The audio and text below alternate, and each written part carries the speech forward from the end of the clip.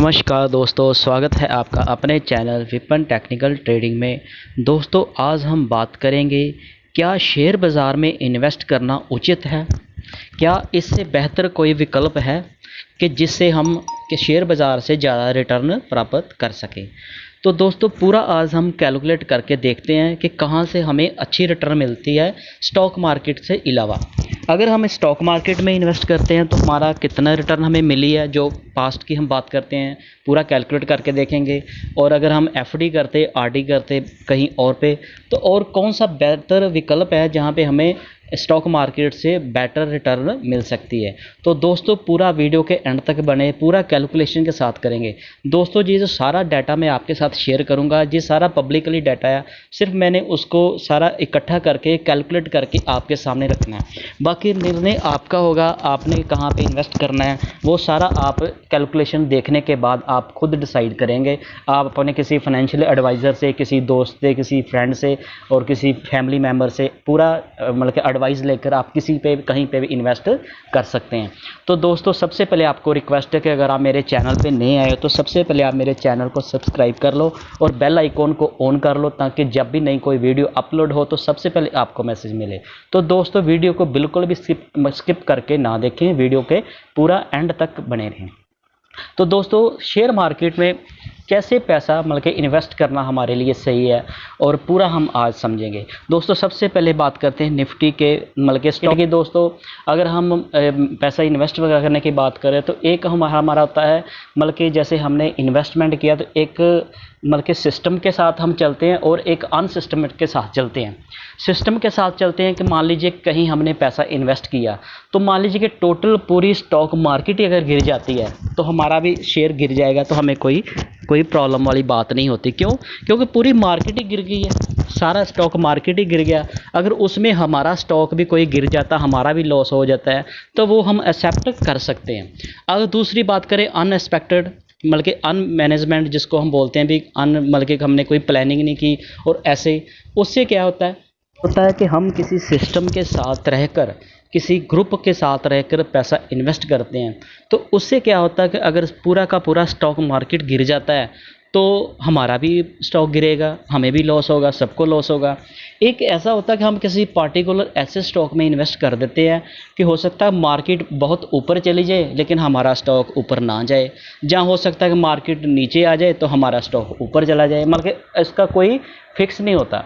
तो कुछ स्टॉक ऐसे होते हैं, जैसे हम मतलब कि पूरे ग्रुप की बात करें तो क्या दोस्तों, बहुत सारी स्टॉक मार्केट में मतलब कि 6000 के भी ज़्यादा ऊपर की कंपनियां जो लिस्टेड है, small cap, mid cap, large cap, other. लेकिन जो निफ्टी 50 का इंडेक्स है, जिसमें 50 टॉप कंपनियां, उससे इंडेक्स चलता है, मोटा मोटा हिसाब उससे लगता है कि स्टॉक मार्केट का ट्रेंड कैसा है, अप है, डाउन है, कैसे है।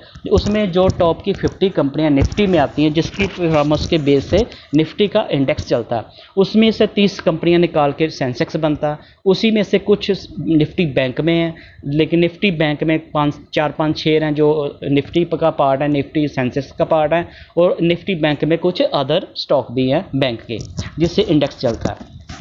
तो अगर हम ऐसे किसी पे पैसा इन्वेस्ट करेंगे, मान लीजिए किसी हमने किसी छोटी स्मॉल कैप कंपनी में पैसा इन्वेस्ट कर दिया, तो उसकी अपनी परफॉर्मेंस होगी।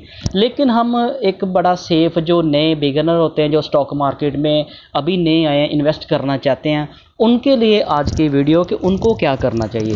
क्या होता है कि स्टॉक मार्केट में जो एक्सपर्ट लोग होते हैं उनको पता होता है, वो अलग अलग से सेगमेंट्स होते हैं, ऑप्शन होती है, कैश होते हैं, फ्यूचर में, सारे अलग अलग पे इन्वेस्टमेंट करते हैं। जो नए होते हैं उनको नॉलेज कम होती है, तो नॉलेज कम होने की वजह से उनका कभी ऐसे स्टॉक में फंस जाते हैं जिस पे उनका लॉस हो जाता है। तो जो नए लोग हैं उनको सिर्फ मतलब कि इंडेक्स की है आज हम बात करते हैं। अगर वो इंडेक्स में इन्वेस्ट किया होता तो मतलब कितनी सेफ, और आपकी जो आरडी या बैंक की एफडी की बात करें उससे आपका कितना इंटरेस्ट डबल बनता है, वो आज हम यहाँ पे कैलकुलेट करके देखेंगे कि हमें स्टॉक मार्केट में पैसा इन्वेस्ट करना चाहिए कि वहाँ पे हमें रिटर्न ज़्यादा बनती है, कि जहाँ हम कहीं और पैसा इन्वेस्ट करें जहाँ से हमारी रिटर्न अच्छी बन सकती है।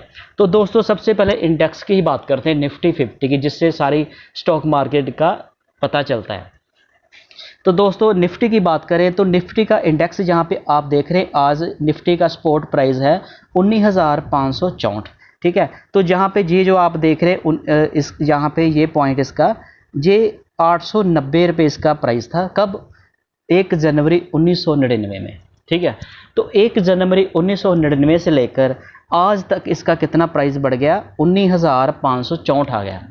तो इसकी अगर हम नेट कंपाउंडिंग रिटर्न निकालें कैलकुलेट करके, तो इसकी कितनी रिटर्न आती है वो हम आगे कैलकुलेट करते हैं। तो ये देखिए, इसको हम 890 को हमने वन टाइम के लिए इन्वेस्ट में कैलकुलेटर में डाल दिया और टोटल 23 साल हो गए। 1999 से लेकर हमने राउंड फिगर 23 साल ले लिए।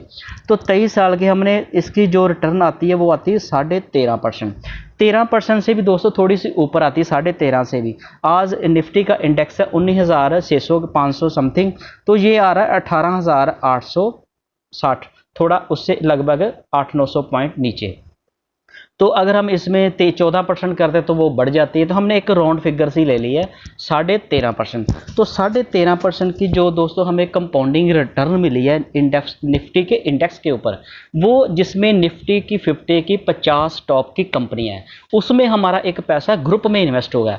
उसमें क्या होता है कि मान लीजिए कि कोई एक कंपनी डिफॉल्टर होगी, किसी कंपनी में दिक्कत आ गई, कंपनी दिवालिया होगी, कंपनी डीलिस्ट होगी, कुछ भी हो जाए, उससे आपको कोई फर्क नहीं पड़ने वाला। क्यों? आपने निफ्टी का टोटल जो इंडेक्स होता उस ग्रुप में पैसा इन्वेस्ट किया।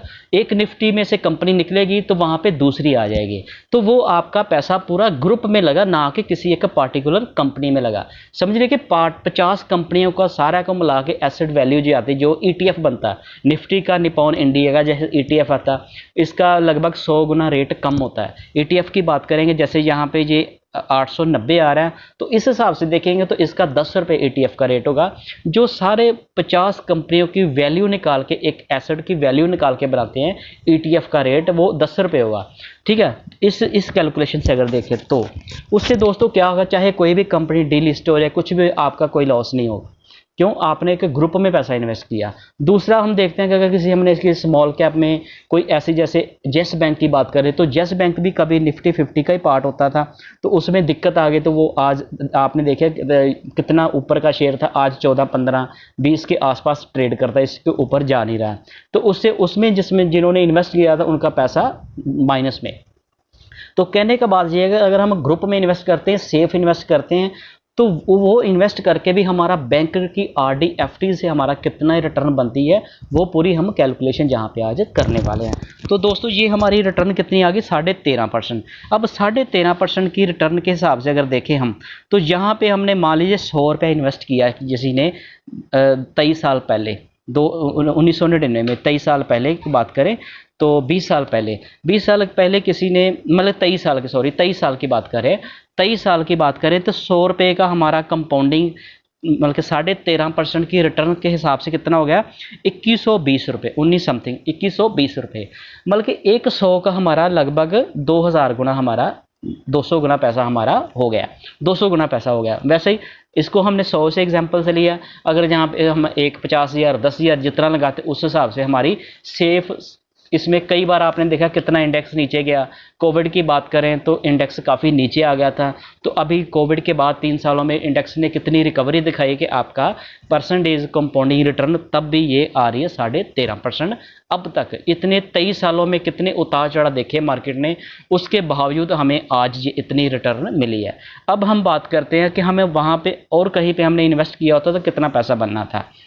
अब बात करते हैं FD की, बैंक की FD की बात करें तो बैंक में FD आज से 23 साल पहले की बात करें तो कभी 8% भी रहता था रेट, कभी 7% रहता है, कभी 6%, कभी 5.5%, कभी 9% भी रहा होगा। तो एक मोटा मोटा सारा एवरेज निकालें, सबको प्लस करके डिवाइडेड ईयर से करके हम एक एवरेज निकालें तो लगभग इसकी एवरेज जो आती है वो आती 7%। राउंड फिगर हमने की 7% के हिसाब से हमने 100 रुपया हमने इन्वेस्ट किया FD में, मतलब कि FD में 100 रुपये की तो वो कितना हुआ? 493 रुपये, 493 रुपये। एक यहाँ पे दोस्तों और बात भी यहाँ पे है जो हमारे, जो दिखती नहीं, सब जो नए इन्वेस्टर, जो पुराने इन्वेस्टर है, जो जिनको जानकारी वो जानते हैं। दोस्तों आपको पता होगा जब हम कोई भी बैंक में FD करवाते हैं उसके ऊपर जितना भी हमें इंटरेस्ट मिलता है, उसके जितनी स्लैब में हमें इंटरेस्ट में आते हैं उसके टैक्स के, मान लीजिए कि आपका मिनिमम 10% तो लगभग लग ही जाता है, तो हमारा 1 लाख के ऊपर 10,000 तो हमारा टैक्स कट जाता है। वो कटता हर साल, हर साल हमने मतलब एफडी हम रीन्यू करवाते हैं, 1 साल की करवाई, फिर उसको आगे कर दिया, मतलब कि वो टैक्स हमारा कटता ही जाता है। तो इससे क्या होता है, जी 7% है, तो कुछ लोग बड़े इन्वेस्टर होते हैं जिनकी मतलब कि टैक्स की डिडक्शन जो होती है 15-20%, 30% भी होती है। तो उस हिसाब से वो कभी भी बड़े जो इन्वेस्टर होते हैं जिनके पास जिनकी टैक्स की डिडक्शन 30%, 40% तक जाती है, वो फिर कभी एफडी में पैसा इन्वेस्ट नहीं करते। क्यों? वहाँ पे हर साल आपका जो इंटरेस्ट मतलब कि इंटरेस्ट के ऊपर टैक्स होता है वो कट जाता है। तो आपका तो मान लीजिए 1% उस हिसाब से 2% चला गया, 1.5-2% आपका चला जाता है। टोटल उसकी वैल्यू अगर 30% निकाले इसका, तो 27-21 लगभग 2% यहाँ से निकल जाता, तो आपको बचता कितना फिर 5%। ठीक है, तो ये एक डिफरेंट उसमें क्या होता है, अगर आपने इंडेक्स में मतलब कि स्टॉक में मार्केट में इन्वेस्ट किया, तो वो पैसा तब आपको इंटरेस्ट आपने टैक्स देना होता है जब आप उसको रिडीम करते हैं। आप मान लीजिए इन्वेस्ट करे जा रहे हैं पैसा, आपने जैसे हमने कोई घर खरीदते हैं, घर हमने आज मान लीजिए 50 लाख का आपने कोई घर खरीदा, तो वो ऐसा ऑटोमेटिक एसेट की वैल्यू बढ़ती जाती है, बढ़ता जा रहा है, 1 लाख का 1 करोड़ हो जाएगा, 2 करोड़ हो जाएगा, लेकिन वो उसके ऊपर टैक्स तो तब आपको देना पड़ेगा जब आप उसको सेल करोगे। उसी तरह से जब आप स्टॉक मार्केट में कोई स्टॉक को बाई करते हो, बाई करने के जो चार्जेस ब्रोकरेज टैक्स वो लगते हैं, वो तो इमीडिएटली थोड़े बहुत लग जाते हैं। उसके बाद आपका पैसा कितना ग्रो किया, 1 लाख का 50 लाख आपका बन गया, 1 करोड़ रुपया बन गया। जब आप वो 1 करोड़ रुपया रिडीम करवाओगे, तब उसके ऊपर जो आपकी टैक्स लाइबिलिटी मतलब की रिजिबिलिटी बनती होगी, जितना आपका टैक्स बनता होगा वो टैक्स कटता है, तो वो तब कटेगा। इससे क्या होता है कि हर साल आपका साल बाद जैसे रिन्यू करते रहते हैं, तो उससे भी हमारी जो परसेंटेज रिटर्न वो कम हो जाती है, अगर हम ऐसे कैलकुलेट करके देखें तो यहाँ पे दोस्तों हमारा देखिए, एक 100 रुपये का हमारा 400 मतलब के 93 रुपये, चलो 500 लगा लेते हैं अगर, तो 5 गुना हमारा पैसा होता है इस हिसाब से कंपाउंडिंग में। तो इस वहाँ पे हमारा हो गया पैसा 200 गुना। तो कितना डिफरेंट बहुत, अगर इसमें अभी इंटरेस्ट का कई टैक्स का भी अपने डिडक्शन होने हैं, वो भी हमने अभी बात की है, तो इसका बहुत डिफरेंस है। आगे दोस्तों हम बात करेंगे इसके ये कि आप हमें कैसे मतलब कि इसमें आपको करना चाहिए। जैसे दोस्तों आप अगर नए हो, तो आपके लिए सबसे मतलब कि निफ्टी का ETF होते हैं। ETF होता है कि सारी एसेट वैल्यू निकाल के उसका ETF का अमाउंट होता है। जैसे निफ्टी 20 होता है, निपॉन इंडिया का निफ्टी 20 है, उसका पूरी निफ्टी में जितने स्टॉक है उसकी वैल्यू निकाल के वो आप कर सकते हो। अगर आप नए हो, आपको कोई जानकारी नहीं स्टॉक मार्केट में, और आप इतने झंझट में पढ़ना भी नहीं चाहते, तो दोस्तों आपके लिए सबसे बढ़िया SIP आप म्यूचुअल फंड में SIP कर सकते हैं। जहाँ किसी आप स्टॉक में मतलब स्टॉक में तो फिर वही हो गया, आपको फिर उसकी मतलब कि थोड़ा समझना पड़ेगा फिर कौन सा स्टॉक अच्छा है, कौन सा बुरा है, कौन सा कब किस में कोई दिक्कत आ जाए, वो अलग है। लेकिन फिर भी उसके लिए आप इंडेक्स में मान लीजिए निफ्टी के आप मतलब कि निफ्टी के इंडेक्स के भी म्यूचुअल फंड SIP होती है, निफ्टी इंडेक्स होता है। निफ्टी में जो 50 कंपनी होती हैं उसके ऊपर आप इन्वेस्ट कर सकते हो। हर महीने का आपने जितना 5-10 हज़ार जितनी आपकी सेविंग आप इन्वेस्ट कर सकते हो, उस हिसाब से आप कर सकते हो। तो वो आप एक सिस्टेमेटिकल इन्वेस्टमेंट करते रहोगे, तो आपका जो पैसा वो गेन होता रहेगा। अगर आप थोड़े मतलब कि आपको मार्केट की जानकारी है, आप स्टॉक मार्केट के बारे में थोड़ी जानकारी रखते हो, तो फिर आप कोई अच्छे शेयर में भी इन्वेस्ट कर सकते हैं। SIP करके भी कर सकते हैं कि थोड़ा थोड़ा, जैसे आपकी मंथली जैसे हमारी सैलरी आती है, तो उस हिसाब से आप देख सकते हैं, आप सैलरी से 5,000 निकाल सकते हैं, 10 निकाल सकते हैं, कितने निकाल सकते हैं। वैसे SIP करके आप अपना पैसा मतलब कि वहाँ पर डिपॉजिट करवा सकते हैं। तो उससे आपका एक डिसिप्लिन के साथ इन्वेस्टमेंट होती रहती है। तो एट द एंड ऑफ आप 5, 10, 15, 20 साल के बाद देखो, एक बार आपने अगर 15-20 साल SIP कर ली, तो आपका तो फिर करोड़ों रुपया बन जाता है, फिर आपको कोई टेंशन की बात नहीं रहती ऐसे करके। तो दूसरा जो बने बनाए ETF होते हैं स्टॉक एक्सचेंज के, जो मतलब कि जैसे निपॉन इंडिया का ETF होता है, निफ्टी 20 होता है, बैंक 20 होता है, गोल्ड 20 होता है, ये अलग अलग से मतलब कि सेक्टर IT 20 होता है, ऑटो के भी होते हैं, अलग अलग सेक्टर के भी मतलब उनके मतलब के ETF होते हैं, आप उसमें भी इन्वेस्ट कर सकते हैं। तो ये दोस्तों मैंने आपको वो सारा डाटा बताया जो ऑलरेडी पब्लिशड है, मार्केट में अवेलेबल है, इंटरनेट पे कैलकुलेटर है, सारा कुछ है। तो मैंने सिर्फ आपको ये कैलकुलेट करके डिफरेंस बताया कि अगर हम यहाँ पे पहले हमने इन्वेस्ट किया तो वहाँ पे हमारी कितनी रिटर्न, कितना पैसा बनता। तो स्टॉक मार्केट में दोस्तों अगर हम किसी बैंक में एफडी करवाएं, आरडी करवाएं, तो ये बैंकिंग का जो सिस्टम होता है तो बैंक वाले भी तो हमारा पैसा मार्केट में इन्वेस्ट करके हमें 7% एफडी का देंगे, तो वहाँ पे भी हमारा पैसा इन्वेस्ट करके ग्रोथ करके हमें देते हैं।